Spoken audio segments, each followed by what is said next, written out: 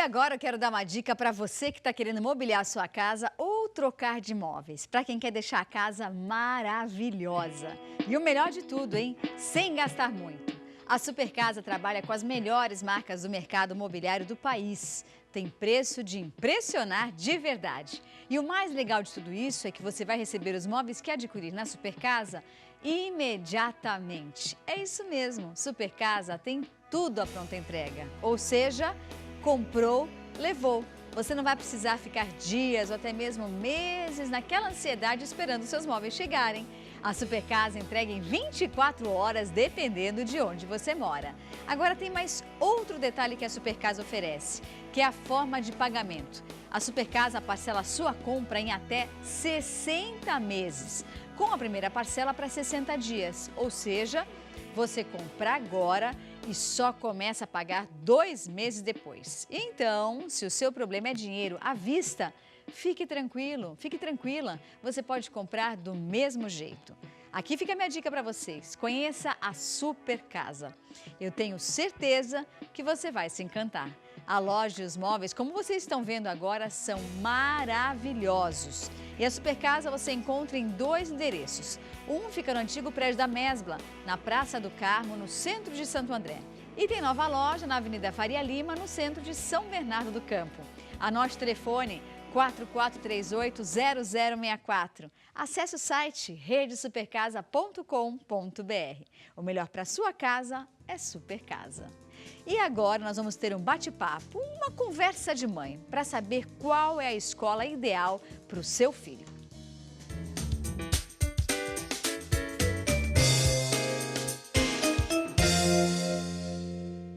E a psicopedagoga Patrícia Sorrentino vai nos explicar como eu escolho a escola ideal para o meu filho. Ô, dúvida cruel, não é, gente? Quantas perguntas uma mãe e um pai têm para fazer nessa hora? Seja bem-vinda. Obrigada, Isabelle, pelo convite. Boa tarde a todos. Eu que agradeço. Os pais realmente, nesse momento de escolherem a escola para os filhos, eles ficam levando em consideração muitas coisas. E depende muito também da faixa etária. Se é uma criancinha de 2 anos, que você está escolhendo uma escola... Um berçário, na verdade. Berçário. Né? Enfim, tem muita coisa para a gente levar em consideração. Eu costumo orientar os pais no seguinte aspecto. A gente precisa pensar em 3 grandes blocos de observação. A primeira é a questão pedagógica. Certo. A segunda, uma questão operacional mesmo. E depois da infraestrutura. Eu vou te explicar cada uma delas. Vamos por partes. Deixa eu só fazer um adendo aqui. Nós estamos falando sobre esse tema hoje. Você talvez esteja perguntando, mas por que ela está falando disso agora? A gente não está em janeiro. Porque agora é a hora, gente. Agora é o momento da rematrícula ou do parcelamento da matrícula da escola do seu filho. Por isso que a gente chama a Patrícia para vir falar sobre isso. Eu acho que uma primeira orientação que a gente pode passar aos pais é o seguinte: a gente recomenda que se mantenham na mesma escola durante um ciclo, pelo menos. O que é um ciclo? A educação infantil, o Fundamental 1, o Fundamental 2. As trocas, ou depois o ensino médio, as trocas que ocorrem no meio desses períodos, elas tendem a carregar possivelmente algumas lacunas, se forem feitas de uma escola para outra. Então, o ideal é iniciar um ciclo numa escola e terminar o ciclo nessa mesma escola, se possível. Então, por exemplo, se o seu filho está na primeira série ou está na segunda série, continue na escola que ele está até a 5ª série, é isso? E aí só migre para outra escola quando ele for para o ginásio. Para o fundamental, que agora mudaram os mudou nomes. Agora? Isso. Ai, meu Deus. Então, a gente hoje em dia chama Como é de que chama? Fundamental 1, que vai do 1º ano ao 5º ano. Tá. O 1º ano é o antigo prézinho. Meu filho está nesse aí. E o colegial, hoje em dia, a gente chama de Fundamental 2, que vai do 6º ao 9º ano. Não, peraí, e o ginásio? O ginásio é a 5ª série. Que é o 6º ano. Que é o 6º ano. Que é o 6º ano, que hoje em dia chama Fundamental 2. Então ao invés de ginásio é Fundamental 2. Isso. Entendi. Que a gente tinha um ciclo de 8 anos, agora são 9, mas porque não é que aumentou um ano. Só mudou. Ele começa antes. O prézinho hoje em dia chama 1º ano. Entendi. Né? Principalmente neste primeiro ciclo, do 1º ao 5º ano, que é o ciclo da alfabetização, o ideal é que a gente possa evitar mudanças. A transição. Muitas transições, porque podem haver falhas nesse processo de alfabetização. Entendi. E que lá para frente a gente vai confundir com uma dificuldade específica de aprendizagem ou até uma falha pedagógica. Entendi. Mas quando os pais estão procurando uma escola, é importante que a gente analise esse aspecto pedagógico. E a primeira coisa que vai informar esse aspecto pedagógico são os valores dessa escola. Legal. Então, qual que é a escola ideal?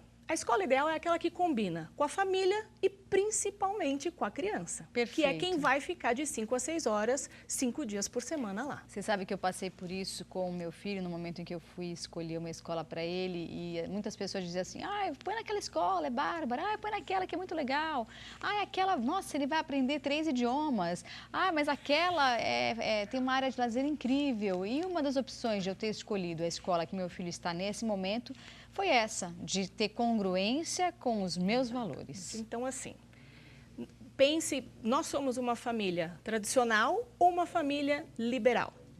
Se você é uma família que não costuma seguir horários, regras, rotinas, se você vai colocar o seu filho numa escola extremamente rígida... Que tem prova todo dia. Você vai criar um conflito. E vice-versa, né? Você é uma família extremamente tradicional, coloca seu filho numa escola mais liberal, haverá conflitos. Patrícia, vou aproveitar que você está aqui e vou fazer uma pergunta de mãe aqui. Eu sempre entendi que todos nós seres humanos vamos ter um momento, cada um tem o seu tempo. Então, às vezes eu converso com algumas mães, elas dizem assim, mas o meu filho não está lendo ainda. Eu digo assim, calma que ele vai aprender a ler. Ele vai aprender a ler. Igual aprender a andar, é igual a dente cair. São coisas que são inevitáveis na vida, né? Você acha que existe um pouco da ansiedade atual dos pais em relação a isso? De, eu vou colocar na escola mais forte porque aí ele vai ser mais inteligente? Muito, muito. E assim, é super importante a gente conversar sobre isso. Quando a gente fala processo de alfabetização, o próprio nome já fala, processo. Ele vai iniciar nas séries primeiras ali, no jardim, no antigo pré. Quando você acha que ele está brincando, ele está aprendendo. Exatamente, onde a gente vai estar desenvolvendo pré-competências. O que são essas pré-competências? Elas vão desde noções de psicomotricidade, então você desenvolver lateralidade, desenvolver equilíbrio, balanço, coordenação motora grossa e fina, a desenvolver consciência fonológica, sensibilidade aos sons da língua. Quando o seu filho está cantando a musiquinha do Capelinha de Melão, que é de São João, na verdade tem um propósito. Tem um propósito, é um trabalho de rimas, que é para desenvolver consciência fonológica. Ou seja, isso dos 4 aos 6 anos é importantíssimo que se desenvolva. A questão da leitura e da escrita, a gente sugere que seja feito a partir dos 6, 7 anos. Forçar isso antes é prejudicial até. Não significa que seu filho talvez não comece a ler antes, né? Exatamente. Eu tenho histórias de amigas que os filhos começaram a ler com 5 anos de idade e já lia livro, imagina. Mas não é o comum, Não é o comum. Até nessa idade de 5 anos e meio, eles desenvolvem uma leitura que a gente chama leitura logográfica. O que é isso? É você associar uma palavra a uma imagem. Então, ele vê Coca-Cola, ele lê Coca-Cola, mas ele está lendo como se fosse uma foto. Eu lembro Entendi. A minha mãe, uma vez a gente estava com meu irmão, e aí era na época do mapping ainda. Aí eu acho que tinha comercial, faz tempo. Aí tinha o comercial, acho que do mapping, aí a gente estava no centro de São Paulo, aí o meu irmão devia ter uns 3, 4 anos, aí... Mapping, minha mãe, gente, o Júlio tá lendo. Eu falei, mãe... É o que a gente chama da leitura logográfica, você vai associando a imagens, né? A questão da decodificação, de você converter o som a uma letra, é um pouquinho mais para frente, é a partir dos 6 anos. Agora, o que os pais precisam observar é se, nessa idade de 6, 7 anos, se a criança começa a apresentar muita dificuldade e ficar para trás, e se a escola sinaliza algo, aí é o momento de procurar uma ajuda profissional. Para ver se está tendo algum problema com a escola ou com a criança. Exatamente. Ou com os dois ao mesmo tempo, né? Exatamente. Se é uma dificuldade, que aí é um problema fora da criança, ou se é um distúrbio, que é uma questão neurobiológica mesmo. Entendi. E esse é um outro ponto que a gente pode dar de dica para os pais quando forem escolher a escola. Como que é o canal de diálogo da escola com os pais? Né? De quanto em quanto tempo a escola chama esses pais para falar do filho? Ou se os pais percebem uma dificuldade anormal em casa, como que é esse acolhimento da família dentro da escola? Legal isso. E se o meu filho tiver algum tipo de necessidade especial, porque muitas vezes a gente tem algumas síndromes, algumas condições genéticas, onde desde pequeno eu já percebo que meu filho necessita de uma adaptação. Uma atenção. Agora, existem principalmente os distúrbios de aprendizagem, os específicos da leitura escrita ou da aprendizagem da matemática, a gente só vai descobrir mesmo lá pelos 6, 7 anos, que é quando você começa a desenvolver essas habilidades. Entendi. Então, caso o meu filho ou já precise ou venha precisar de uma adaptação, o quanto que essa escola está preparada e aberta para isso. Entendi. Né? Às vezes, as famílias focam muito nas escolas de alto rendimento. Então. Eu já matriculo meu filho aos 2 anos de idade porque eu quero que ele passe no vestibular. Exatamente, Ou quer que ele aprenda já 3 idiomas, ou quer que ele estude das 7 da manhã às 7 da noite, porque é uma escola forte, porque vai fazer ele inteligente, porque o mercado de trabalho está cada vez mais competitivo. Só de falar já cansa, né, gente? Então, precisa ver se isso se adapta à personalidade da criança. Entendi. E, às vezes, se adapta ao filho mais velho, mas não se adapta ao mais novo. Porque também tem isso, né? Agora, como fazer, né? Às vezes se você tem 2, 3 filhos, não tem como colocar cada filho em uma escola. Imagina a dinâmica, né? O cronograma dessa família. E tem outras questões, né? A parte logística, operacional Sim, mesmo, isso logística, é uma coisa importante das famílias perceberem. Primeiro, a distância da escola da casa dessa criança. Hoje em dia é um ponto, acho que a gente tem que analisar muito bem, né? Exato. Em horário, porque geralmente o horário das crianças iniciarem e terminarem as aulas pico. é horário de pico. Então, uma criança que vai levar 2 horas para chegar ao colégio, para começar a aula às 7 da manhã, que horas que essa criança vai acordar? Né? Cansaço, sono, isso tudo interfere, fadiga interfere na atenção e, consequentemente, interfere na aprendizagem. Até dos próprios pais, né? Que poderiam aproveitar para ficar mais com a criança e vão ter que ficar dentro de um carro. E outra coisa, uma criança menor, a gente sabe que criança pequena cai, fica com febre, tem dor, vira e mexe, a escola vai chamar. Alguém precisa vir buscar. Então, toda essa logística precisa ser levada em consideração também. Você sabe que tem uma amiga minha que ela mora em outra cidade e a filha dela está na mesma escola que o meu filho. Aí outro dia eu perguntei, fazia tempo já que estava para perguntar, eu disse a ela: por que você colocou a sua filha nessa escola, sendo que você mora longe daqui? Ela disse assim, porque a minha mãe mora aqui do lado. E eu trabalho o dia inteiro. Então, se precisar de qualquer assistência, é a minha mãe que vai vir buscar. Exatamente. Então, pensou então, bem. Precisa, às vezes, é uma decisão que parece simples, mas não é, porque ela envolve toda a família. Né? Agora, tem uma outra coisa, Patrícia, que eu acho interessante a gente falar. Hoje em dia, as mulheres, principalmente, estão voltando ao trabalho, né, num período menor. Elas ficam menos tempo com os filhos e voltam a trabalhar, muitas vezes, quando o bebê tem 4 meses, 6 meses. Então, esse bebezinho, na maioria das vezes, ele vai para um berçário. A escolha do berçário, eu acho que é até mais difícil do que a própria escolha da escola. Qual dica você dá para quem está enfrentando esse dilema, que quer colocar o seu filho, que precisa colocar o seu filho num berçário, o seu bebezinho no berçário, e não sabe quais os critérios que deve se levar em conta na hora de escolher? Olha, quando a gente fala do berçário, 2 pontos eles aparecem como os principais: higiene e segurança. Né? Então, você primeiro precisa fazer uma visita ao local, observar. Acho que só uma vista de olhos você já consegue mais ou menos ter uma ideia. E aí se informar com a coordenação desse berçário como que é feito o procedimento simples, desde higienização de alimentos que essas crianças vão consumir, observar roupas de cama, se é algo comunitário, se há trocas, questões de higiene básica mesmo. E segurança, desde coisas mais óbvias do tipo, sem escada, tem tela protetora, tem um corrimão, ok, essas crianças ficam num 2º andar, mas é seguro?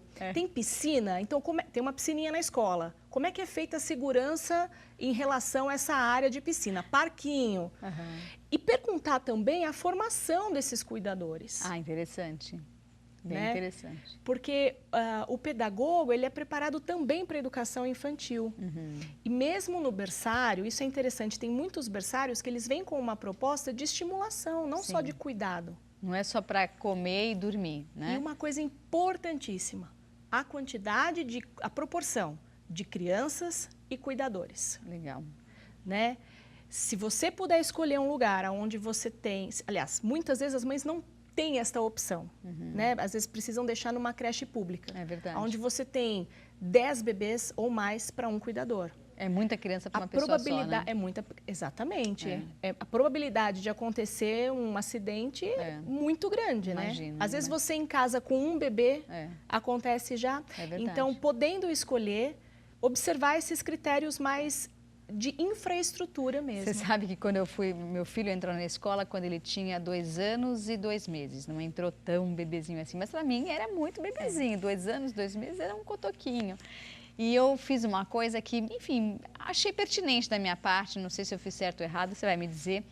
Talvez que sirva de lição para vocês, mas eu fui acho que umas 3 ou 4 vezes na escola que eu escolhi, em horários alternados. Perfeito. E sem avisar. Então eu queria ver como que as mães reagiam na hora de buscar os seus filhos. Eu queria ver a hora do almoço, porque para mim era importante ver como os cuidadores que lá estavam iam introduzir o alimento para o meu filho, caso ele sentisse fome ou caso estivesse no momento dele tomar um lanche. E foi uma coisa interessante que na hora que eu entrei no parquinho, você falou de parque de diversão para ver, na hora que eu entrei no parquinho, eu sentei no negocinho lá e veio uma aranha em cima de mim, mas primeira viagem, né? Aí eu falei assim, moça, tem uma aranha aqui. Aí ela disse assim, Isabelle, isso é um parque, tem aranha, tem formiga, tem de tudo. Exatamente. Então, assim, na hora eu pensei, gente, como é que eu vou deixar meu filho num lugar que tem aranha? Como é que você vai evitar que tem aranha dentro de um parque? Exatamente, né? Mas o jardim da sua casa também poderia ter Na aranha. minha casa tem aranha também. Isso é importante, conhecer o lugar e conversar com pessoas que frequentam essa escola, esse berçário. Conversar com as mães, né, as crianças maiores, ter uma outra opinião. E essas dúvidas que você teve, Isabelle, trocar ideia com o próprio pessoal da escola, ver o acolhimento que eles vão dar para as mães. Sim. Porque, assim, é importante demais uma escola que também saiba orientar as mães de primeira viagem. Porque é uma ilusão a gente achar também que o filho vai para a escola, que ele não vai cair, que não vai acontecer nada. O que você acha das câmeras na escola? Na escola dele tinha câmera... Posso te falar uma coisa? Fala. Eu nunca entrei na câmera para ver meu filho, porque eu falei, gente, se eu entrar uma vez, eu nunca mais vou deixar de ver. Eu falei, vai virar um Big Brother e não vai dar certo, nem para mim, nem para ele.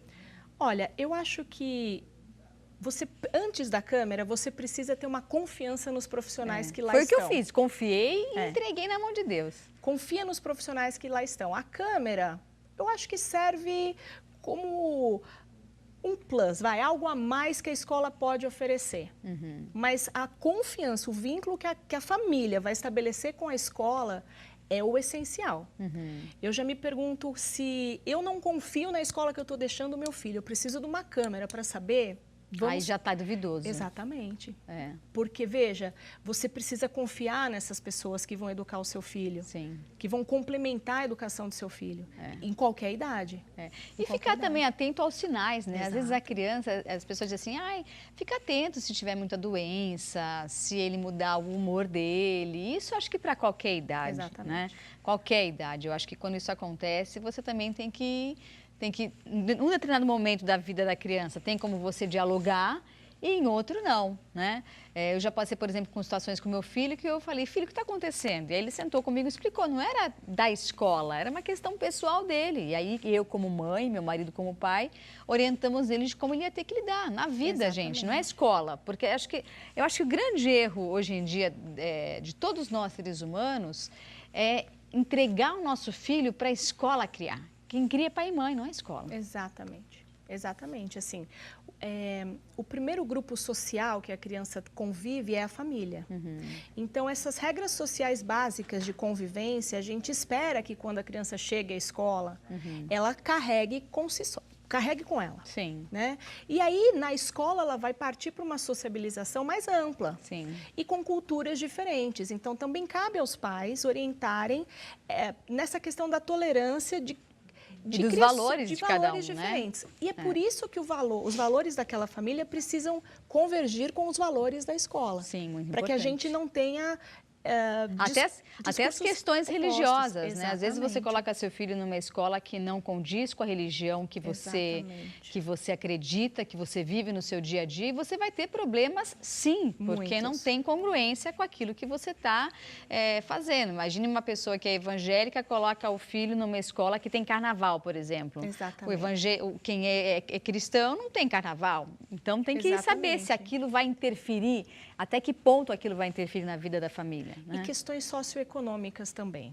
Às vezes você vê os pais fazendo um esforço danado para pagarem uma escola muito cara para aquelas crianças. Sim.